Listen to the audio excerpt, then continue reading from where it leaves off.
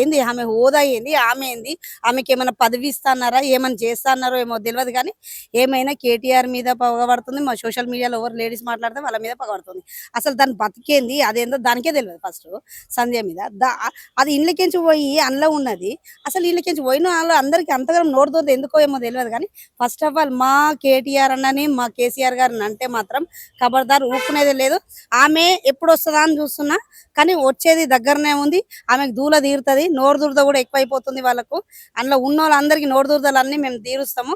ఏందంటే నోటికొచ్చినట్టు మాట్లాడే ముందు ఫస్ట్ తెలంగాణ ఏమన్నా దొంగ గింగ అంటున్నావు, నీ రేవంత్ రెడ్డి పెద్ద దొంగ కదనే. మా మేటి కూడా విజయపురి కాలనీలో దొరికిన దొంగ, పైసలకు దొరికిన 50 లక్షలకు దొరికిన పెద్ద దొంగ. ఆయన పెద్ద దొంగ పెట్టుకొని మా కేటీఆర్ నాన్న ముందు నీకు తెలివి లేదే? నీకు ఎన్నుండో ఏం కథను వెళ్ళికెంచి పోయినావు అది తెలుసుకో ఫస్ట్. అది తెలుసుకున్నాక మాట్లాడు. పిచ్చి పిచ్చి మాటలు నోటికొచ్చినట్టు మాట్లాడితే నాలిక కోస్తాం ఎక్కువ మాట్లాడినావు అంటే. లేకపోతే నీకు మీకు ఏమైనా ఉంటే రండి, స్ట్రేట్ అండ్ ఫార్వర్డ్ ముఖం కూడా మాట్లాడదాం. ఎక్కడ రమ్మంటావు చెప్పు, అక్కడికి వస్తాం. అంతేగాని నోరు దూరదయ్యా ఎట్లా పడతా అట్లా మా కేటీఆర్ గారిని అంటే మాత్రం ఊకునే ప్రసక్తి లేదు. ఇప్పటిదాకా కూడా ఓపిక పట్టినాము, ఇక ఓపిక పట్టేది లేదు. ఎందుకంటే ఈ రోజు వరకు ఒక హైదరాబాద్ అంటేనే మా కేటీఆర్ గారు ఎంత చేసిరో ఐటీ వాళ్ళకి తెలుసు, అందరికీ తెలుసు. కాబట్టి నీకేంది నోరు దూరదయ్యి ఎక్కువ మాట్లాడుతున్నావు? నీకు అంత నోరు దూరదయ్యింటే ఆడవాళ్ళకు చీరలు ఇస్తున్నారు కదా. ఇప్పుడు మన క్రిస్టమస్ వస్తుంది కదా, మరి వాళ్ళకి ఎందుకు ఇస్తలేరు? ఫస్ట్ అది తెలుసుకోరి. మీకు ఎక్కడ ఎలక్షన్స్ ఉంటే అక్కడ పోయి ఉరికి ఉరికి పోయి చీరలు ఇచ్చుడు, కుక్కర్లు ఇచ్చుడు, ఇవే పనుల దొంగ ఓట్లు వేయించుకోడు. ఇవి కాకుండా మీరు ఫస్ట్ నీతి నిజాయితీగా ఉండండి. నీతి నిజాయితీగా లేని మమ్మల్ని అనడం కాదు. నువ్వు మరి అప్పుడు నీకు తెలియదా మా కేటీఆర్ గారు కేసీఆర్ గారు ఏందో? మరి అప్పుడు ఎందుకున్నావు ఇలా? మరి అప్పుడు ఎందుకున్నావు? మేము ఇంత అని తెలిసినప్పుడు మా దాంట్లో ఎందుకున్నావు, ఎందుకు చేసినావు? ఇప్పుడు ఏదో పదవి ఇస్తా, నువ్వు నోరు ఎక్కువ చేయి అంటే అది కాదు. మేము ఎంత దాకానైనా దిగిస్తాం. మా దగ్గరకు వస్తే ఊకునే ప్రసక్తే లేదు మా బీఆర్ఎస్లో ఎవరినైనా సరే. ఇంకోటి, నీకు నోరు ఎక్కువైపోతుంది రోజు రోజుకు. ఇంకా నీకు ముందు ముందు ఉంది ముసుర్ల పండుగ అన్నట్టు. మేమే చూపిస్తాం మహిళలు ఏమైందో. నీకు దమ్ముంటే కానీ నీకు ఏం మాత్రం రీతి తప్పిన దానివి అయితే, నువ్వు రీతి తప్పినావు కాబట్టినే ఇట్లా మాట్లాడుతున్నావు. ఏంటంటే మా బీఆర్ఎస్ గురించి మాట్లాడే ముందు మేము ఏం చేసినామని మా గురించి మాట్లాడడానికి ఏమైనా మీలాగా దొంగ ఓట్లు వేయించుకొని గెలిచినామా? అన్ని పిచ్చి పిచ్చి మాటలు మాట్లాడక మీ రేవంత్ రెడ్డి గురించి ప్రతి ఒక్కరు వాళ్ళందరూ బంగారాలు మెడలు ఉన్నాయంతా ఇప్పుడు రేవంత్ రెడ్డి గారు చేపించింది అని చెప్తున్నారు కదా పెద్ద మనుషులు కూడా. ఎందుకంటే ఇప్పుడు ఒక సిగ్గుచేటు అనిపించాలి అవి చేసుకునే ముందు. 6 స్కీములు ఎక్కడ పోయినాయి? 6 స్కీములు ఎక్కడ పోయినాయి? ఆ 10 మంది ఎమ్మెల్యేలు సిగ్గు శరం అనేది ఉంటే రాజీనామా చేయాల. మా కేసీఆర్ సార్ ముఖం చూసి ఈరోజు గెలిచిన ముఖాలకు ఈరోజు వాళ్ళు సిగ్గు శరం ఉంటే మేము కాంగ్రెస్లోనే మేము కాంగ్రెస్లో లేము, బీఆర్ఎస్లో ఉన్నోళ్ళు అయితే ఈరోజు మా భవన్కి వచ్చి ప్రెస్ మీట్ అన్న పెట్టాలా? లేకపోతే అన్ని పిచ్చి పిచ్చి మాటలే కానీ ఇంకా ఏం లేదు. వాళ్ళ దగ్గర అర్థమైపోయింది. ఇంకా 2 ఏళ్ల తర్వాత ఏందో మేము కూడా చూపిస్తాం కాబట్టి మీకు ముందు ఉంది. మేము జాగ్రత్త. అందరికీ రేవంత్ రెడ్డి గారికి ఫస్ట్ ఆఫ్ ఆల్ నేను చెప్పేది ఏంటంటే, మా బీఆర్ఎస్ మీద పగ కాకుండా ఫస్ట్ ప్రజలు ఎన్నుకున్నప్పుడు మిమ్మల్ని సీఎంగా మీరు ప్రజలకు పని చేయండి.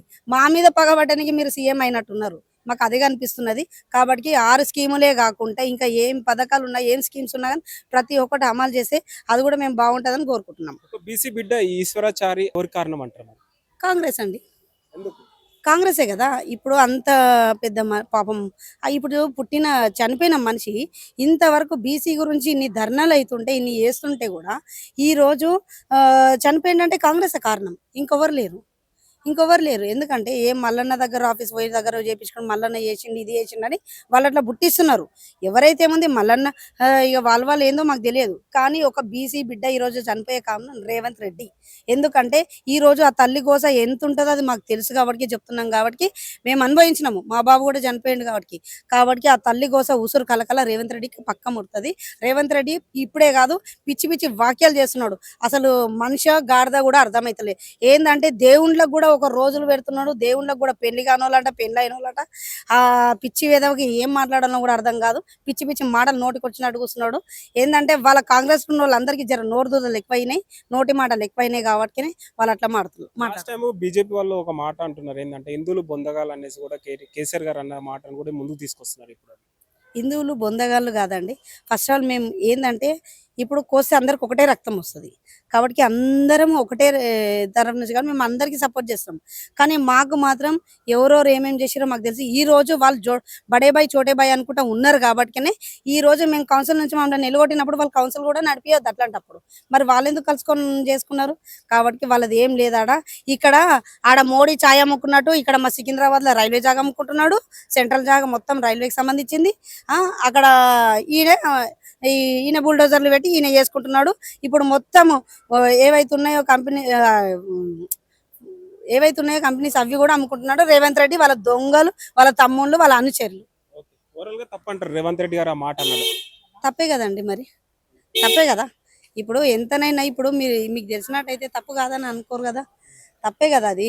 ఏందంటే మేము చెప్పేది ఏంటంటే ఒక్కటే, ఫస్ట్ ఆఫ్ ఆల్ ఇప్పుడు రేవంత్ రెడ్డి మాట్లాడే ముందు కొంచెం దేవుళ్ళ గురించి ఫస్ట్ నోరు అదుపులో పెట్టుకొని ఏది మాట్లాడినా ఒక నోరు దురద. నిన్న చూడండి ఒక సభకు పోలేడు, అక్కడ ఎంత ఖర్చు వచ్చింది. ఇదైపోయింది, లాస్ అయిపోయింది. అది పబ్లికే కానీ ఇప్పుడు ఆయనకేం కాదు, అది పబ్లిక్ మీద పడుతుంది. ఇప్పుడు ఆయనకేం పడతలే. ఆయన ఈ ఏజ్ లో అవసరం ఆయనకు ఇవి స్పోర్ట్స్ ఇవి ఈ ఏజ్ లో అవసరం ఆయనకు. ఈ పిచ్చి పిచ్చి అన్ని ఏం మెంటల్ లెక్కలు చేస్తుండో కనీసం ఆయన పక్కకున్న వాళ్ళకన్నా తెలివి లేకుండా మాట్లాడుతున్నారేమో అర్థమైతలేదు మరి. రేవంత్ రెడ్డి ప్రభుత్వంలో బీసీలకు 42% ఇస్తానని ఇవ్వలేదని ఆత్మహత్య చేసుకున్నారు. అట్లాంటి ప్రభుత్వంలో కొంచెం ఏ ఏ ఏది ఇది చేయకుండా కాంగ్రెస్ రేవంత్ రెడ్డి గారు ఇది చేస్తున్నారు. ఒక్కటి కూడా బీసీలకు ఎన్ని గణం ఇది చేస్తానని హామీలు ఇచ్చాడు. ఎలక్షన్ల ముందు ఒక మాట, ఎలక్షన్లు అయిపోయినాక ఒక మాట. ఇంకోటి 2 ఏళ్ల సంబరాలు కూడా చేసుకుంటున్నారు కాంగ్రెస్ వాళ్ళు. నిజంగా ప్రజలకు అంత చేస్తారంటారా? చాలా బాగా చేశారు కదా రేవంత్ రెడ్డి గారు. ప్రజలందరూ మెచ్చుకుంటున్నారు కదా, ప్రతి ఒక్క పని సక్రమంగా ఇచ్చేసారని చెప్తున్నారు అందరూ. అందుకే సంబరాలు చేసుకుంటున్నారు రేవంత్ రెడ్డి. నిన్న రేవంత్ రెడ్డి గారు ఇప్పుడు చారి మీద ఆత్మహత్య చేసుకున్నారు కదా, ఆయనకి ఏం సమాధానం చెప్తాడో రేవంత్ రెడ్డి చెప్పమనండి ఫస్ట్. దాని గురించి విచారించారా? ఒక బీసీ బిడ్డ చనిపోయారు అని దాని గురించి విచారించారా? ఈశ్వరాచారి ఫ్యామిలీకి ఎలాంటి భరోసా ఇస్తే బాగుంటుంది అంటారు ప్రభుత్వం? అన్ని చిన్న పిల్లలండి. ఒక పాప సంవత్సరం కూడా లేనట్టుంది, ఇంకొక పాప 3 ఏళ్ళ పాప. ఆ గవర్నమెంట్ దానికి మొత్తం రేవంత్ రెడ్డి గారే ఇది చేయాలి వాళ్ళ ఫ్యామిలీకి. రేవంత్ రెడ్డి హిందూ దేవుళ్ళ పైన కామెంట్స్ ఏ విధంగా చూడొచ్చు అంటారు? హిందూ హిందూ దేవుళ్ళ పైన మాట్లాడారు. ఆ హిందూ మనిషి అయితే హిందూ దేవుళ్ళ గురించి మాట్లాడాడు. అట్లా ఆ హిందూ మనిషి కాదేమో, అందుకే అట్లా మాట్లాడుతున్నాడు. ఓకే. లోకల్ బాడీ ఎలక్షన్స్ వస్తున్నాయి కదా, ఎవరికి మొగ్గు చూసే ఛాన్స్ ఉందంటారు మరి ప్రజలు? ఈ రేవంత్ రెడ్డి చేసిన అరాచకాలకు చూసి మళ్ళీ ఓటేస్తారా ప్రజలు? చెప్పండి. జూబ్లీ హిల్స్లో ఎంత అక్రమంగా ఇది చేశాడు నవీన్ యాదవ్. ఇది ఎంత ఇది చేసి ఓట్లు వేయించుకున్నాడు, ఎగ్గింగ్ చేశాడు. చెప్పండి. అది గెలిచే ప్రభుత్వమేనా? కాంగ్రెస్ ప్రభుత్వంని ఊర్లలో పోయి ఒక్కొక్క మనిషిని అడిగితే చెప్తారండి. వాళ్ళకు రాజకీయం గురించి అవగాహన ఉండదు. వ్యవసాయం వాళ్ళకు ఎంత ఇదిగా ఇది చేస్తున్నాడు. రైతు బంధు ఇస్తున్నాడా? మన కేసీఆర్ ప్రభుత్వం ఉన్నప్పుడు 10 ఏళ్ల పాలనలో ఎవరన్నా ఇది చేశారా? చెప్పండి. మన ప్రభుత్వంలో ఎలా ఉంది, కాంగ్రెస్ ప్రభుత్వం ఎలా ఉంది చెప్పండి. ప్రజలే నిర్ణయిస్తారు. కొంతమంది కాంగ్రెస్ స్పోక్ పర్సన్స్ కొన్ని వ్యాఖ్యలు చేస్తున్నారు కేటీఆర్ గారి మీద కావచ్చు, బీఆర్ఎస్ మీద. దాన్ని ఎలా చూడొచ్చు అంటారు? వ్యాఖ్యలు చేయడానికి ఏముందండి? కాంగ్రెస్ ప్రభుత్వంలో అంతా రౌడీయిజం. ఫస్ట్ నువ్వు నీ వెనకాల చూసుకొని ముందు నడు. వ్యాఖ్యలు చేసేది పద్ధతి కాదు అది. 10 ఏళ్ల పాలనలో ఏం చేశారు, ఏం అన్యాయం చేశారు? మీలాగా మా రౌడీయిజం చేశారా, లేకపోతే మా పదవి లేకుండా ఇది చేశారా? ప్రజలకు ఏమన్నా అన్యాయం చేశారా? ఏ పథకాలు ఇయ్యనని ఇది చేశారా? దేని గురించి కేసీఆర్ గురించి మాట్లాడుతున్నాడు? ఏ మీటింగ్ పెట్టినా కేసీఆర్ బాబు గురించి మాట్లాడకుండా ఊరుకోడు, కేటీఆర్ అన్నని తిట్టకుండా ఊరుకోడు. ఎందుకని? 1 ఏళ్ళు నువ్వు చూపిస్తే 4 ఏళ్ళు నీకు చూపిస్తాయి రేవంత్ రెడ్డి గారు. రేవంత్ రెడ్డి చేసినటువంటి హత్యగా నేను భావిస్తున్నాను. ఎందుకు అనంటే ఈశ్వరాచారి రేవంత్ రెడ్డి అధికారంలోకి వచ్చే ముందు బీసీలకి మొత్తం 42% ఇస్తానని చెప్పేసి మాట ఇచ్చినటువంటి వ్యక్తి. మరి మాట ఇచ్చినటువంటి మాటను తప్పి మళ్ళీ బీసీలను మోసం చేస్తున్నాడు. అంటే ఎట్లయితే బీసీలకు రేపు చట్టసభల్లో అవకాశాలు వస్తాయో ఏ దారి ఉంటైతే పోవాలి అట్లా పోకుండా ఇవాళ గవర్నర్ త్రూ నువ్వు అసెంబ్లీ తీర్మానము గవర్నర్ ద్వారా రాష్ట్రపతికి పంపినావు. 9th షెడ్యూల్లో పెడితే ఇవాళ రాష్ట్రపతికి పోయినట్లయితే మనం పోయి కేంద్రంతో కొట్లాడొచ్చు, మేమంతా కూడా వస్తాం, సపోర్ట్ చేస్తామని ఇవాళ బీఆర్ఎస్ పార్టీ చాలా స్పష్టంగా చెప్పింది. అట్లా కాకుండా ఇవాళ ఏం చేసిండు, అసెంబ్లీ ఆమోదంతో గవర్నర్ త్రూ రాష్ట్రపతికి పంపించిండు, ఇక చేతులు ఎత్తేసిండు. మళ్ళీ ఏం చేసిండు, ఒక జీవో అన్నాడు, మళ్ళీ ఆర్డినెన్స్ అన్నాడు. మళ్ళీ ఆర్డినెన్స్ ఇక మీరు కోర్టుకు పోకండి, మీరు నేను మా పార్టీ పరంగా బీసీలందరికీ నేను జనాభా ప్రాతిపదికన నేను 40 జనాభాని కూడా 42% అమలయ్యేటట్టు చూస్తుంది. ఈ పార్టీ ఒక 42% మేము రాజకీయంగానే కాదు కదా, విద్యా రంగంలో రావాలి, ఉద్యోగ రంగంలో రావాలి, అన్నిట్లలో రావాలి. నువ్వే కదా, నువ్వంటే మేము అడగలే, నువ్వే మేమేం అడుగుతున్నాం, బీసీ వర్గాలు బీసీ సమాజం ఏం అడుగుతుంది, మేమెంతో మాకంతా అని అడుగుతుంది. కానీ నువ్వే 42% ఇస్తానే అన్నావు. దానికి కూడా కట్టుబడి లేకపోవడం వల్ల ఇవాళ జీవోల పేరట, ఆర్డినెన్స్ పేరట, ఇవాళ ఢిల్లీలో మీటింగ్ల పేరట కాలయాపన చేస్తూ మళ్ళొక్కసారి బీసీలను ఏదైతే మోసం చేసినటువంటి తీరు ఏదైతే ఉందో దానికి ఇవాళ ఈశ్వరాచారి బాధపడ్డాడు. ఒకవైపు బీసీ కులాలు, బీసీ సంఘాలు ధర్నాలు చేస్తున్నాయి, రస్తారోకోలు చేస్తున్నాయి, బంధుకు పిలుపునిస్తున్నారు, ఎక్కడికక్కడ పెద్ద ఎత్తున ఆందోళన జరుగుతుంటే మరి రేవంత్ రెడ్డి అనేటువంటి ఒకవైపు ఇక్కడ ఆందోళన జరుగుతుంది. నల్గొండ లాంటి జిల్లాలో మీరు కూడా చూసిండ్రు, ఇవాళ ఒక బీసీ బిడ్డ నామినేషన్ వేయడానికి పోతే ఆయనని కిడ్నాప్ చేసి మొత్తం దింపుతూ వాళ్ళ మూత్రాన్ని తాగిచ్చేటువంటి దుస్థితికి దిగజారింది ఈ కాంగ్రెస్ ప్రభుత్వం, రేవంత్ రెడ్డి. కాబట్టి ఇట్లాంటి సంఘటనలు చూస్తుంటే ఏ బిడ్డ అయినా మనస్తాపం చెందుతారు కదా, బాధపడతారు కదా. అట్లనా ఇవాళ ఈశ్వరాచారి మనస్తాపం చెంది బాధపడి మరి ఇట్లనన్నా మా బీసీ బిడ్డలకు న్యాయం జరుగుతుందేమో, మా బీసీ సమాజానికి న్యాయం జరుగుతుందేమో, కనీసము అట్లనన్నా మాకు అవకాశాలు వస్తాయేమో అని చెప్పేసి ఇవాళ ఈశ్వరాచార్య ఆత్మ బలిదానం ఏదైతే చేసుకున్నాడో అది చేసుకోవడం అది కరెక్ట్ కాదు. ఎందుకంటే అది ఆత్మ బలిదానం కంటే రేవంత్ రెడ్డి చంపిన హత్యగా నేను భావిస్తున్నాను. కాబట్టి దానికి ఖచ్చితంగా ఇవాళ రేవంత్ రెడ్డి ప్రభుత్వమే బాధ్యత వహించి ఆ కుటుంబాన్ని ఆదుకోవాల్సినటువంటి బాధ్యత ఉంటది. ఆ పిల్లల చదువు, వాళ్ళ కుటుంబ బాగోగులు, వాళ్ళు ఉండడానికి నీడ, ఇవన్నీ కూడా ఖచ్చితంగా బాధ్యత వహించి అవన్నీ చూడాలి. కాబట్టి నేను బీసీ సమాజంకి కూడా ఒక పిలుపుని ఇస్తున్నాను, అంటే రిక్వెస్ట్ చేస్తున్నాను. ఇవాళ ఈ ప్రభుత్వాలు ఇవాళ ఏదైతే రేవంత్ రెడ్డి కాంగ్రెస్ ప్రభుత్వము బీసీ వర్గాలను, బీసీ జాతిని, బీసీ సమాజాన్ని మోసం చేయడానికి ఇవాళ ఏదైతే కుట్ర చేసిందో, చేయాలని ప్రయత్నం చేస్తుందో, కాబట్టి దాన్ని మనం ఎండగట్టాలి. ఇవాళ ఈశ్వరాచారి లాంటి వాళ్ళు ఎవరు కూడా యువత ఆత్మ బలిదానాల ద్వారా పరిష్కారం కాదు.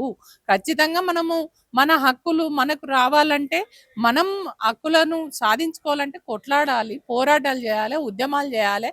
మనము రాకుండా అడ్డుపడుతున్నటువంటి వాళ్ళ మెడలు వంచి తెచ్చుకోవడానికి మనం ప్రణాళిక రూపొందించుకొని ఆ రకంగా మనం ముందుకెళ్ళాలి తప్ప చావొకటే పరిష్కారం కాదు. ఎవరు కూడా ఈ ప్రయత్నం చేయొద్దని చెప్పేసి మొత్తం బీసీ సమాజాన్ని అందరికీ కూడా నేను విజ్ఞప్తి చేస్తున్నాను.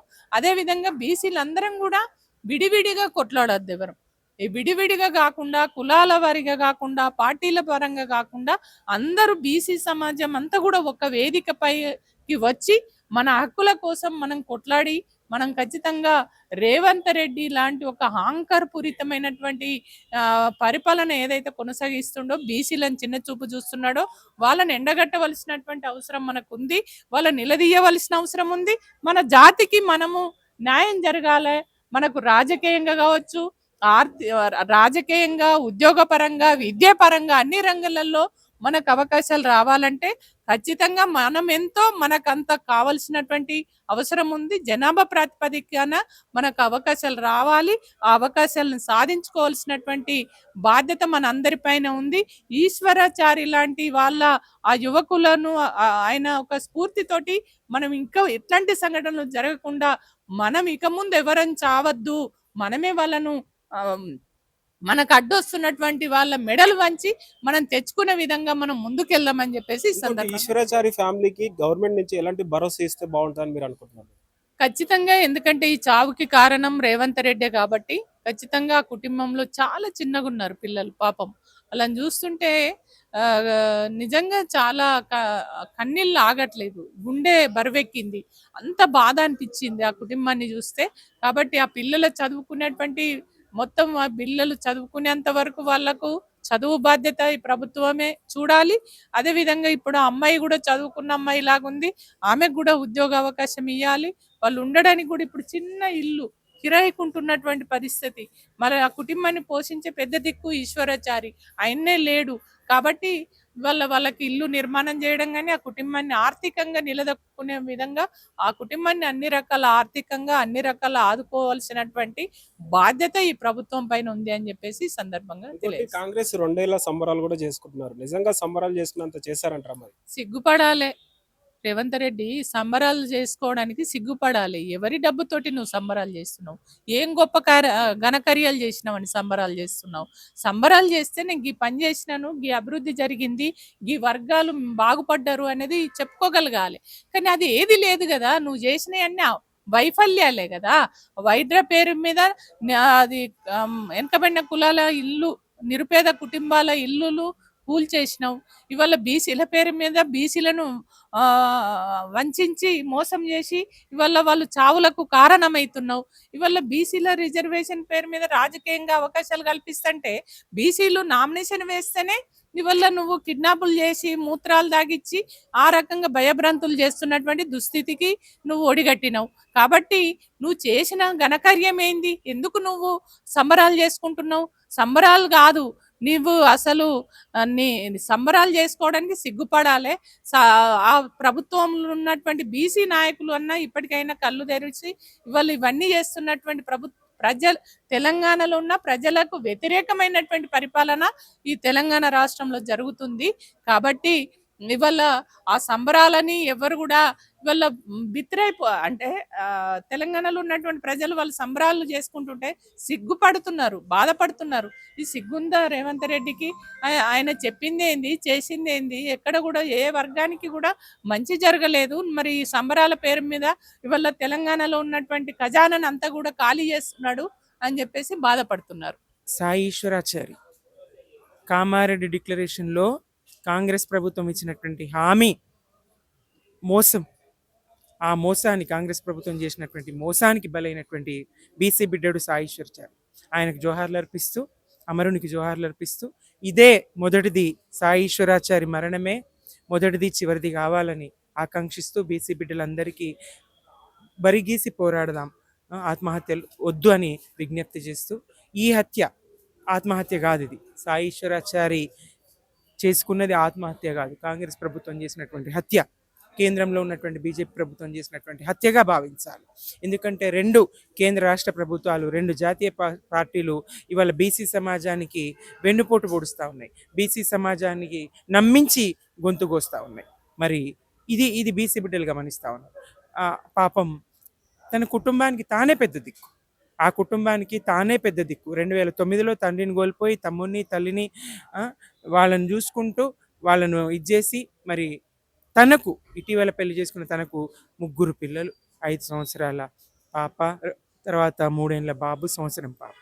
మొత్తం ఆ కుటుంబం, ఆయన భార్య, పిల్లలు, తల్లి, తమ్ముడు ఇవాళ బజార్న పడ్డారు. ఉండడానికి ఇల్లు లేదు వాళ్ళకు, ఎలాంటి ఆస్తులు లేవు.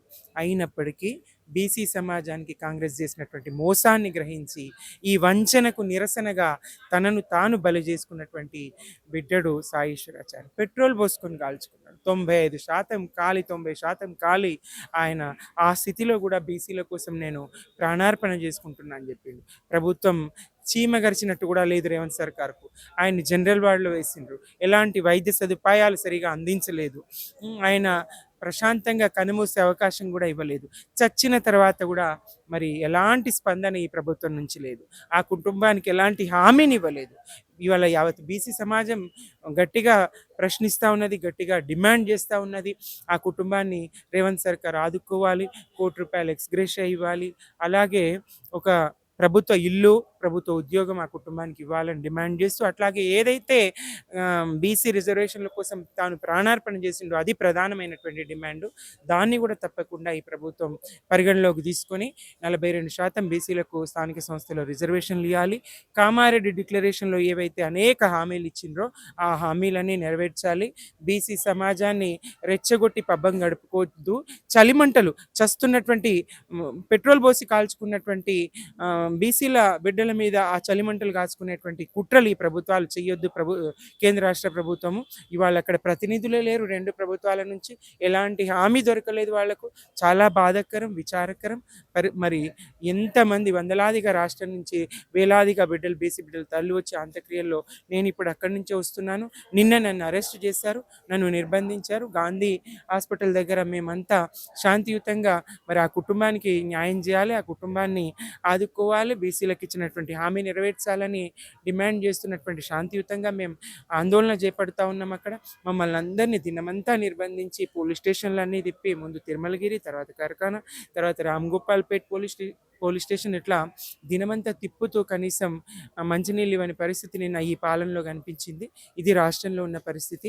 బీసీలు కళ్ళు తెరిచిండ్రు. తప్పకుండా కేంద్ర రాష్ట్ర ప్రభుత్వాలను ప్రశ్నిస్తారు. మరి సుప్రీంకోర్టు పరిధిలో ఉన్నటువంటి అంశమని, కోర్టు పరిధిలో ఉన్నటువంటి అంశమని 50% సీలింగ్ ఉన్నది, మించకూడదనేటువంటి సాకులు చెప్పి చట్టాలు చేయాల్సినటువంటి ప్రభుత్వం కోర్టుల మీద నెపం నెట్టి వాళ్ళ బీసీలను మోసగిస్తే, దశాబ్దాల నుంచి స్వతంత్రం వచ్చినటువంటి ఇన్ని సంవత్సరాల్లో బీసీలకు ఇంకా న్యాయం చేయకపోతే మరి బీసీ సమాజం సహించదు. తప్పకుండా పోరాటంలో మేము ముందుంటాం. బీఆర్ఎస్గా ఇవాళ మొత్తం మా బీసీ నాయకత్వం అంతా, మా మండలి ప్రతిపక్ష నేత మధుసూదనాచారి గారు, మా ఎమ్మెల్సీ దాసో శ్రవణ్ గారు, మాజీ ఎమ్మెల్యేలు వినయ్ భాస్కర్ గారు, అలాగే చంటి క్రాంతి కిరణ్ గారు, కుత్బుల్లాపూర్ నియోజకవర్గ ఎమ్మెల్యే తను వివేక్ గారు, మేమంతా మాజీ కార్పొరేషన్ చైర్మన్లు అందరూ మేము అక్కడ ఉండి అంత్యక్రియల్లో పాల్గొన్నాం. నిన్నటి నుంచి మేమంతా అక్కడ చూస్తూ ఉన్నాం పరిస్థితులు. అయినా కాంగ్రెస్లో స్పందన లేదు. ఒక్క కాంగ్రెస్ ప్రజాప్రతినిధి అక్కడ నివాళులు అర్పించడానికి రాలేదు. దీన్ని బట్టి కాంగ్రెస్ చిత్తశుద్ధి ఏందనేది స్పష్టమవుతుంది. చచ్చిన శవాల మీద పిడికిడి పూలు జల్లే సంస్కారం కూడా, ఆ చావుకు కారణం మేమే కదా అని పశ్చాత్తాపం పొందేటువంటి ఆలోచన కూడా ఈ కాంగ్రెస్ ప్రభుత్వానికి లేదు. ఇంకోటి, కాంగ్రెస్ 2 ఏళ్ల సంబరాలు కూడా చేసుకుంటున్నారు. అది ఎలా చూడొచ్చు అంటారు? మరి సంబరాలు కాదు ఇక్కడ చేసుకోవాల్సింది, సంబరాలు కాదు, విఫలమైంది కదా, విజయోత్సవాలు కాదు, అన్ని రంగాల్లో కూడా విఫలమైంది. 1 కోటి మంది మహిళలను కోటీశ్వర్లను చేస్తాండ్రి. 1 కోటి మంది మహిళలకు ఒక్క చీర ఇచ్చే దమ్ము ఈ ప్రభుత్వానికి లేదు. 1 కోటి మంది మహిళలకు చీర ఇవ్వగలరా? 2 చీరలు ఇస్తామన్నారు. డ్వాక్రా మహిళలకు 2 చీరలు ఇస్తామన్నారు. 65 లక్షల మందికి ఇస్తామన్నారు. ఆ 2 చీరలు కూడా ఇవ్వకపోతే. బీసీ బిడ్డ ఈశ్వరాచారి చనిపోయారు కదా, దానిపైన మీ స్పందన ఏంటి? ఇప్పుడు ఆ రోజు బలిదేవత రేవంత్ రెడ్డి గారే అన్నారు, సోనియమ్మ బలిదేవత. కాంగ్రెస్ మీరు చూసుకున్నట్టయితే గతంలో కూడా మా 1200 మంది పిల్లలనే గాని, శ్రీకాంతాచారి అనే గాని బలి తీసుకుంది కాంగ్రెస్ పార్టీ. అప్పుడు మీ ప్రభుత్వం ఉన్నప్పుడు బలి తీసుకుంది మీ కాంగ్రెస్ ప్రభుత్వమే. ఇప్పుడు కూడా బలి తీసుకుంది మన ఈశ్వరాచారిని బలి తీసుకుంది కూడా మీ ప్రభుత్వమే, కాంగ్రెస్ ప్రభుత్వమే. నేను అంటే ఏంది అని అంటే, మీరు కేవలం బలి తీసుకుంటున్నారు. మేము ఇది చేసినాం అది చేసినాం అని 42% రిజర్వేషన్ ఇయ్యక బలి తీసుకున్నారు. మీరు బలులు కావాలా మీకు? తెలంగాణని మొత్తము నాశనం చేయనికనే పుట్టింది మన కాంగ్రెస్ పార్టీ.